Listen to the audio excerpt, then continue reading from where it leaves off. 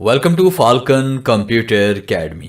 मैं हूं केवल विजय और मैं आज आपको पढ़ाने जा रहा हूं कि हम रैंडम डेट किस तरह से इंसर्ट कर सकते हैं एमएस एक्सेल के अंदर। और उसके साथ मैं आपको पढ़ाने जाऊंगा आज कंडीशनल फॉर्मेटिंग के हवाले से। हमारे पास एक अक्सर कमांड यहाँ पे हाईलाइट में हमारे पास नज़र आती है आ डेट अक्योरिंग के बारे में कि इसको आपने कैसे यूज़ करना है।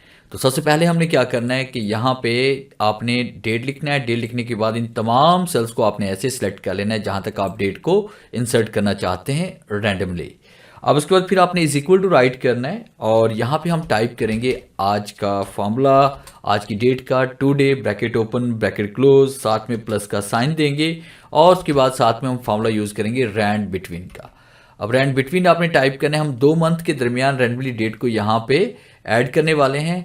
और उसके बाद फिर मैंने यहाँ पे टाइप कर लिया -12 और उसके बाद कॉमा देते हैं और यहाँ पे 15 टाइप कर लेते हैं और उसके ब्रैकेट क्लोज। यानी इन डेट्स के दरमियान मुझे रैंडमली डेट्स यहाँ पे चाहिए। तो मैं जैसे कंट्रोल एंटर प्रेस करूँगा तो आप देखिए यहाँ पे रैंडमली डेट आपके पास में आ चुकी है। डिफरेंट डेट्स हैं इसमें, 11वें और 12वें महीने की हमारे पास यहाँ पे, यानी नवंबर और दिसंबर का रिकॉर्ड हमारे पास है। इसमें रैंडम डेट हमारे पास आ चुकी हैं। अब उसके बाद हम यहाँ पे मालूम करना चाहते हैं कि यहाँ पे आपने इस मंथ की कौन कौन सी डेट है, इस वीक की कौन कौन सी डेट्स हैं, उसके बाद आज की डेट की कौन कौन सी डेट्स हैं। तो इसको आपने कैसे मालूम करना है, इसके लिए हम जाएंगे यहाँ पे कंडीशनल फॉर्मेटिंग पे और उसके बाद फिर आपने हाईलाइट पे आना है। फिर उसके बाद यहाँ पे आ डेट अक्योरिंग पे आप क्लिक करेंगे तो आप देखिए यहाँ पे सबसे पहले जो इसमें आ रहा है यस्टरडे। अब यस्टरडे हमारे पास जो है वो यहाँ पे एक डेट ये वाली, हम इसको अगर ओके करते तो ये देखिए हमारे पास यहाँ पे ये हाईलाइट हो चुकी है। ये यस्टरडे की डेट हमारे पास आ चुकी है। मैं इसे अंडू कर रहा हूँ ताकि हम बाकी कमांड्स को भी अप्लाई कर सकें। तो इसके लिए हमने यहाँ पे कंडीशनल फॉर्मेटिंग पे आना है, उसके बाद हाईलाइट पे आएंगे एंड उसके बाद आर डेट अक्योरिंग पे क्लिक करेंगे। अब देखिए जैसे टुडे पे क्लिक करेंगे तो टुडे की डेट्स हमारे पास में आ जाएंगी। अगर हम यहाँ पे क्लिक करते हैं टुमारो की डेट्स तो आपके पास ये टुमारो की डेट्स यहाँ पे आ जाएंगी। जैसे हम यहाँ पे ओके पे क्लिक करेंगे तो आप देखिए टुमारो की डेट्स हमारे पास ये वाली है।